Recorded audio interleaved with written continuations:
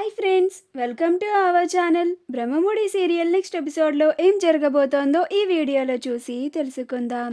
ఆ కావ్య అడుక్కు తినడానికి కూడా పనికిరాదు అని నిరూపిస్తానన్న రుద్రాని. అసలేం జరిగింది అని తెలుసుకోవడానికి ఈ వీడియోని స్కిప్ చేయకుండా ఎండ్ వరకు చూసేయండి. కావ్య రాజ్తో ఇలా అంటూ ఉంటుంది. ఏవండి, నాకొక మంచి ఉపాయం తట్టింది అని అంటుంది. అప్పుడు రాజ్, ఏంటది కళావతి అని అంటాడు. అప్పుడు కావ్య, అదేనండి, మీ అమ్మగారు మన పెళ్ళైన తరువాత నాకు నగలిచ్చారు కదా, వాటిని మీకు ఇస్తాను, వాటిని అమ్మేసి మనం తాతయ్య గారి హాస్పిటల్ బిల్ని కట్టేద్దాం అని అంటుంది. అప్పుడు రాజ్, లేదు కళావతి, ఆ నగలని అమ్మడం నాకు అస్సలు ఇష్టం లేదు అని అంటాడు. అప్పుడు కావ్య, ఎందుకండి అని అంటుంది. అప్పుడు రాజ్, ఎందుకంటే అవి తరతరాలుగా వస్తున్న నగలు, అలా మా అమ్మ నీకు ఇచ్చింది. ఇప్పుడు వాటిని మనం అమ్మేస్తే తర్వాత తరం వాళ్ళకి ఏం నగలిస్తావు? మన తర్వాతి తరానికి కూడా ఆ నగలని నువ్వు అందించాలి. అవి తరతరాలుగానే వెళ్తూ ఉండాలి. అంతేగాని ఈ తరంలోనే వాటిని అమ్మేసి ముగిసిపోయేలాగా చేయకూడదు. అనాదిగా వస్తున్న ఈ ఆచారాన్ని ఇంకా ముందు తరాలకి కూడా కొనసాగించాలి అని అంటాడు. అప్పుడు కావ్య, సరేనండి, మీరన్నట్లుగానే ఆ నగలని అమ్మకుండా మనం తాతయ్య గారి హాస్పిటల్ బిల్ని కట్టచ్చు అని అంటోంది. అప్పుడు రాజ్, అదెలా కళావతి అని అంటాడు.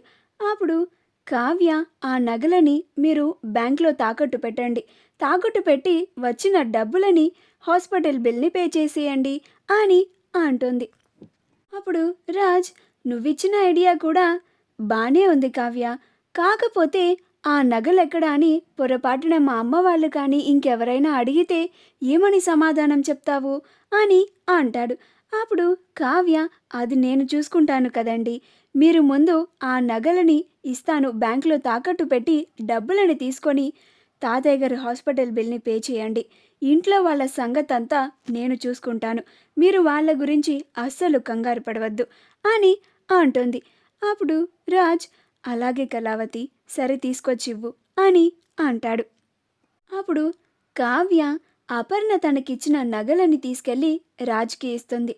అప్పుడు రాజ్ ఆ నగలని తీసుకొని, అలాగే కళావతి, రేపు ఉదయాన్నే మన ఇద్దరం కలిసి ఈ నగల్ని రేపు బ్యాంకులో తాకట్టు పెట్టి డబ్బులని తీసుకొని అట్నుంచటే తాతయ్య గారి హాస్పిటల్ బిల్ని పే చేసి తాతయ్య గారిని చూసి వద్దాం అని అంటాడు. అప్పుడు కావ్య, అలాగేనండి అని అంటుంది.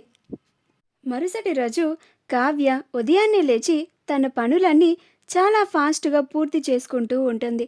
అలా రాజ్ ఇంకా నిద్ర పోతూనే ఉంటాడు.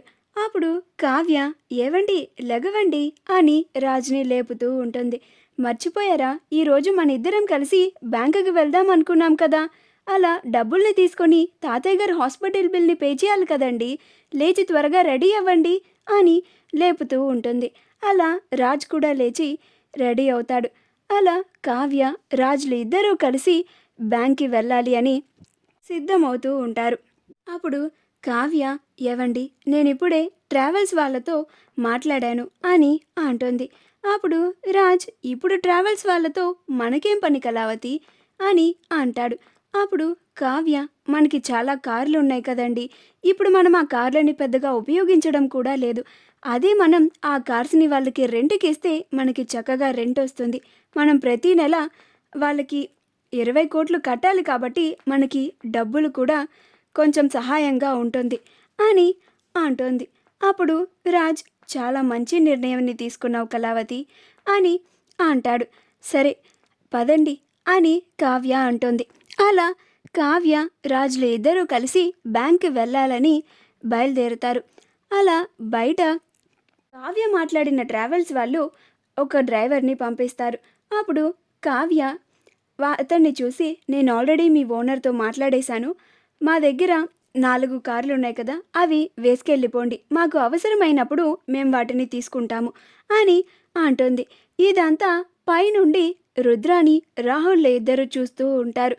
అప్పుడు రాహుల్, ఇదేంటి మామ్, ఆ కావ్య మన ఇంట్లో ఉన్న కార్స్ అన్నిటినీ ఎందుకు పంపించేస్తుంది అని అంటాడు. అప్పుడు రుద్రాని, నాకు అదే అర్థం కావడం లేదు రాహుల్. ఈ కావ్యలో చాలా ప్రవర్తన మారింది. ఎందుకని ఇలా చేస్తుంది? అన్నీ మిడిల్ క్లాస్ వాళ్ళు చేసే వాళ్ళలాగా ప్రవర్తిస్తోందేంటి?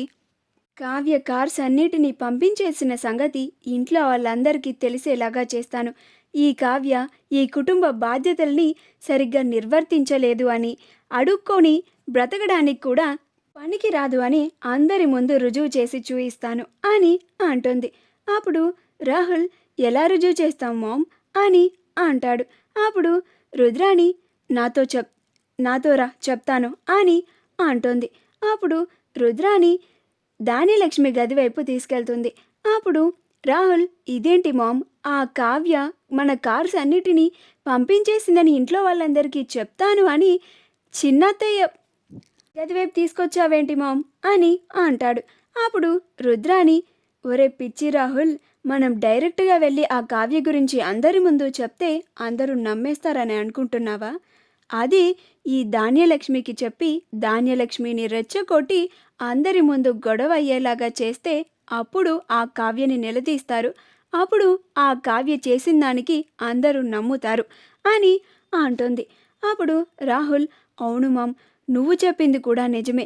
మనం సరాసరి డైరెక్ట్గా వెళ్ళి ఇలా మేము చూసాము, ఆ కావ్య మన కార్స్ అన్నిటినీ పంపించేసింది అని చెప్తే ఎవ్వరూ నమ్మరు కూడా. మనల్ని ఒక పిచ్చి వాళ్ళని చూసినట్టు చూస్తారు అని అంటాడు. అప్పుడు ధాన్యలక్ష్మి రుద్రాణి రాహుల్ని చూసి, ఏంటి రుద్రాణి, తల్లి కొడుకులిద్దరూ ఏంటో గుసగుసలాడుకుంటున్నట్టున్నారు అని అంటుంది. అప్పుడు రుద్రాణి, ధాన్యలక్ష్మి నీ దగ్గరికే వస్తున్నాము అని అంటుంది. అప్పుడు ధాన్యలక్ష్మి, నా దగ్గరకా? నాతో ఏం పని పడింది రుద్రాణి నీకు అని అంటుంది. అప్పుడు రుద్రాణి, నాకు ఈ ఇంట్లో సపోర్టుగా ఒక మనిషి ఉన్నారు అని అంటే అది నువ్వే కదా ధాన్యలక్ష్మి, అందుకే నీతో మాట్లాడడానికే వచ్చాను అని అంటుంది. అప్పుడు ధాన్యలక్ష్మి, నాకు సోప్ వేసింది చాలులే రుద్రాణి, అసలు విషయం ఏంటో చెప్పు అని అంటుంది. అప్పుడు రుద్రాణి, ఏం చెప్పమంటావు ధాన్యలక్ష్మి, రోజు రోజుకి ఆ కావ్య మనకి మతిపోయేలాగా చేస్తుంది. ఇంకొన్నాళ్ళు ఆగితే మనిద్దరం పూర్తిగా పిచ్చోళ్ళు అయిపోతామేమో అని భయమేస్తోంది ధాన్యలక్ష్మి అని అంటుంది. అప్పుడు ధాన్యలక్ష్మి, మళ్ళీ ఏం చేసింది రుద్రాణి ఆ కావ్య అని అంటోంది. అప్పుడు రుద్రాణి, మన కార్లన్నిటినీ ఎక్కడికో పంపించేసింది ధాన్యలక్ష్మి అని అంటోంది. అప్పుడు ధాన్యలక్ష్మి ఆ మాట వినగానే ఆశ్చర్యపోతుంది. మా వీడియో కనుక మీకు నచ్చినట్లయితే లైక్ చేయండి, షేర్ చేయండి, మా ఛానల్ని సబ్స్క్రైబ్ చేసుకోండి, పక్కనే ఉన్న బెల్ ఐకాన్ని క్లిక్ చేయడం మాత్రం మర్చిపోకండి.